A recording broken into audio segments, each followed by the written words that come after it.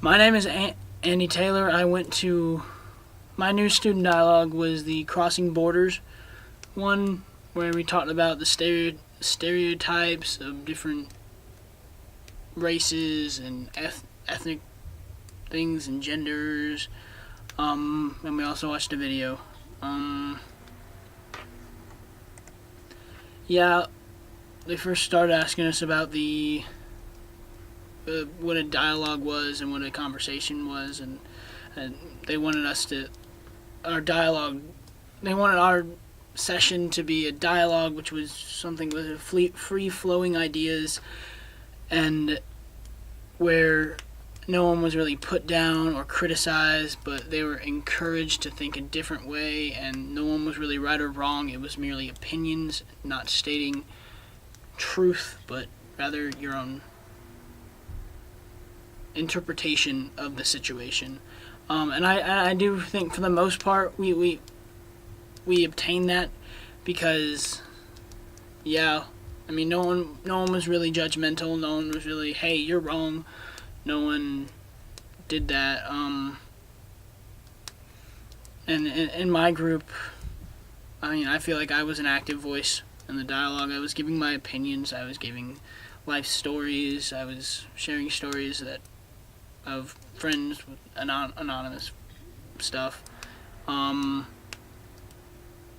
so yes, there were definitely active voices in my dialogue. There were also people who didn't talk as much, and who didn't really speak out.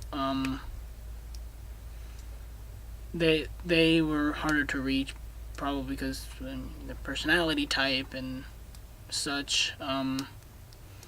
And yeah, the role I played in my group, I was more I asked questions. I was very curious about people's lives. I wanted to know, hey, have you been like? There's a Asian girl in my my group, and there was also a black person in my group, and like we really talked about the stereotypes that were with both those races, and however one person was more reserved while the other person was a little more outgoing, while I tried to I guess I kind of took control of the group and was the leader.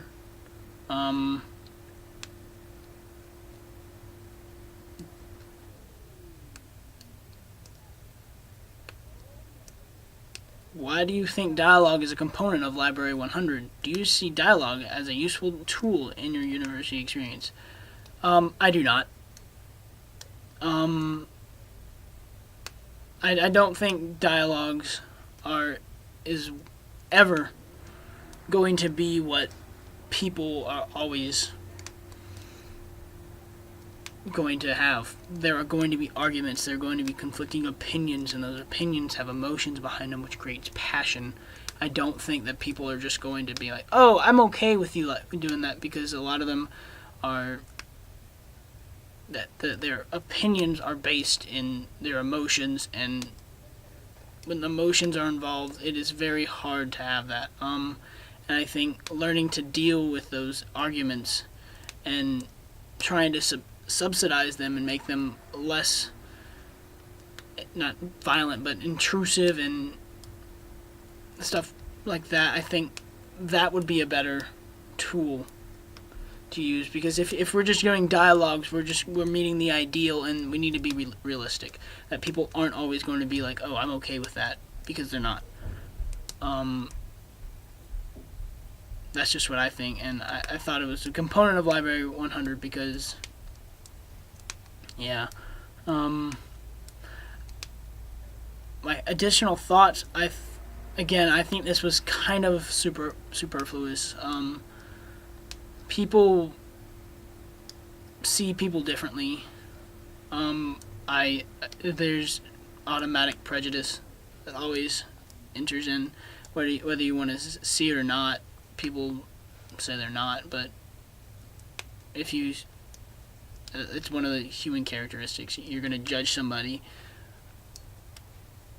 first and foremost, it's nature, and I don't think that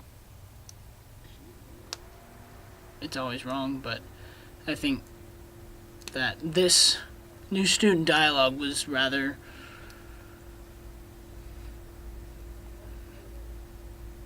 it was, what's the right word, unhelpful and just kind of inconsequential. It was something you had to do, and it was something that was a waste of my time. But yeah, that's my experience. I'm at 5:42 and I'm done. Peace out.